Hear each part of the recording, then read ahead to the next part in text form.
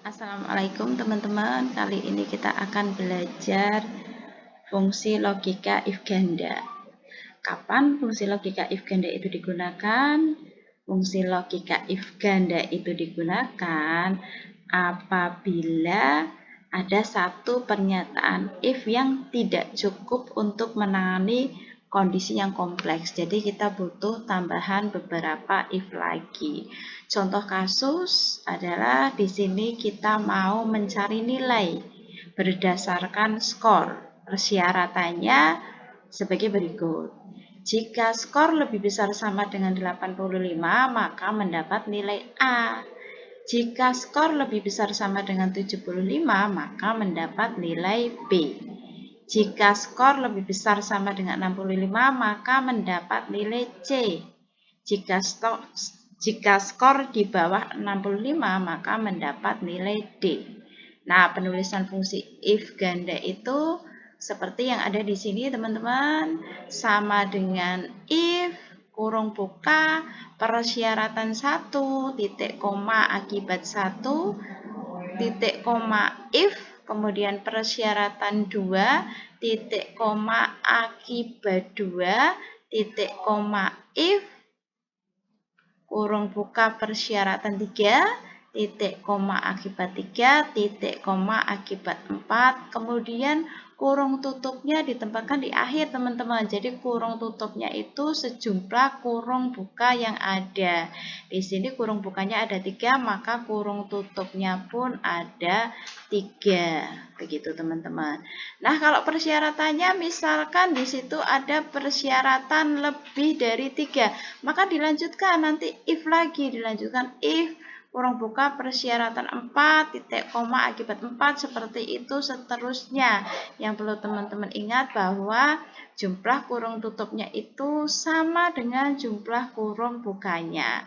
Nah, sekarang kita mau menyelesaikan mencari nilai dengan menggunakan fungsi if ganda sesuai dengan rumus yang tertulis di sini, teman-teman. Pertama, nah, sama dengan if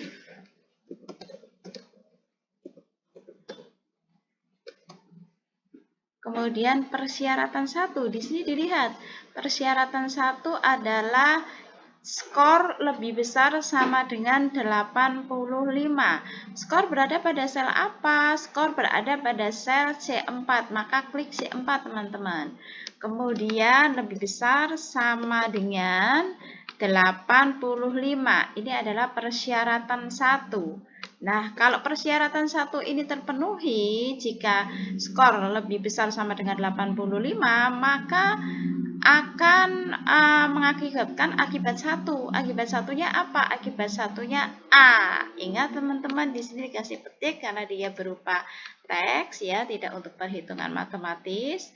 Kemudian setelah akibat 1, di sini ada if lagi, teman-teman. Titik koma if kemudian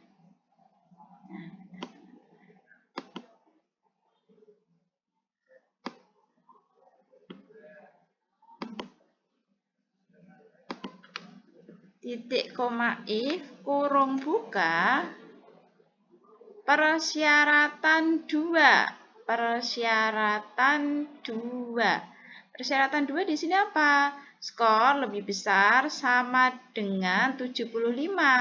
Maka klik lagi sel C4-nya.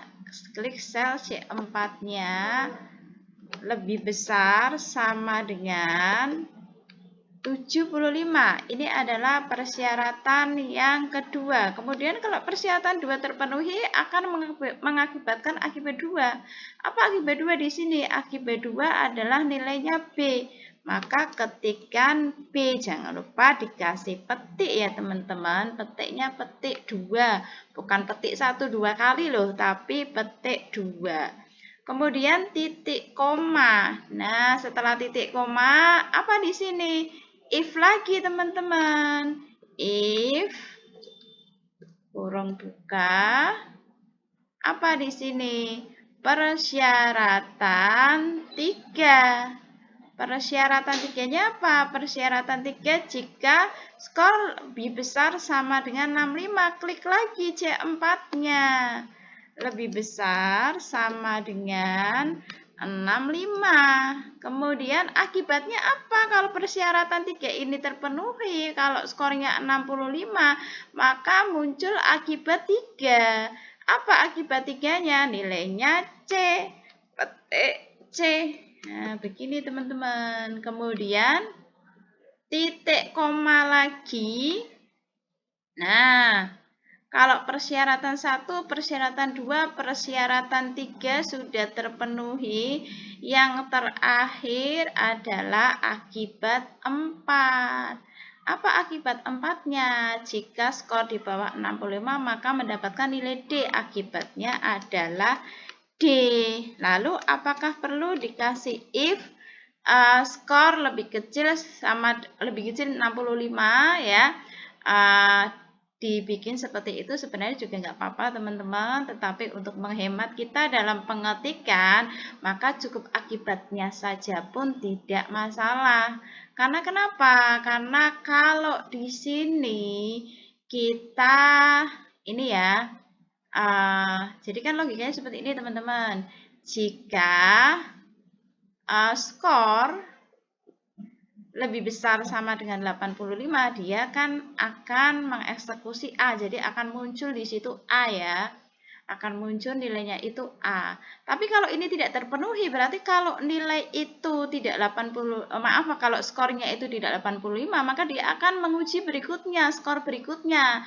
Ditanyakan di sini apakah skor lebih besar sama dengan 75? Jika dia terpenuhi, maka akan muncul B. Tapi jika 85 lebih besar sama dengan 85 dan lebih besar sama dengan 75 itu tidak terpenuhi, maka dia akan mengeksekusi persyaratan berikutnya. Akan menanyakan pertanyaan akan menanyakan persyaratan berikutnya, yaitu skor lebih besar sama dengan 65. Jika skor lebih besar sama dengan 65, maka C. Tetapi jika tidak ketiganya, lebih besar sama dengan 85 itu salah, lebih besar sama dengan 75 itu salah, lebih besar sama dengan 65 juga salah, maka sudah pasti di bawah itu. Maka nilainya sudah pasti D, maka tidak perlu ditambahkan if labik pun tidak masalah. Nah, seperti yang Ibu katakan tadi bahwa jumlah kurung tutup harus sama seperti kurung bukanya, teman-teman. Jadi kalau di sini kurung bukanya 3, maka kurung tutupnya pun 3. Nah, kurung tutup itu terakhir warnanya itu hitam, teman-teman. Kalau sudah hitam itu berarti sudah terakhir. Nah, kalau sudah kita ketik, maka kita enter. Kemudian klik di sini, klik 2 kali di sudut kanan bawah. Ingat tanda kursornya berubah menjadi kopi ya, plus berwarna hitam. Klik-klik. Nah, seperti itu teman-teman. Ya, semoga bermanfaat. Oh ya teman-teman, kalau teman-teman tidak mau pusing dengan aduh ngetiknya kok banyak banget ya, teman-teman bisa melakukan copy paste saja. Cukup ketikkan satu rumusnya saja sampai dengan A seperti ini ya. Kemudian teman-teman bisa ke formula bar blok ini.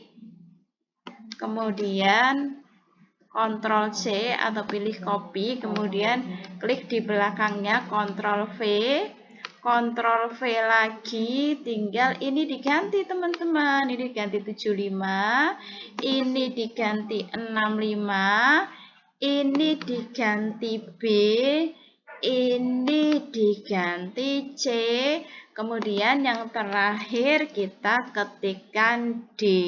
Jangan lupa kurung tutupnya ada 3. Begitu teman-teman, klik 2 kali biar lebih cepat. Seperti itu. Semoga bermanfaat teman-teman. Kita lihat hasilnya di sini. Untuk nilai 90 itu A, nilai 70 C, nilai 56 D, 78 B, 90 A, 50 D, 40 D, 87 A, 75 B, 85 A sesuai dengan persyaratan yang ditentukan di sini. Terima kasih. Wassalamualaikum.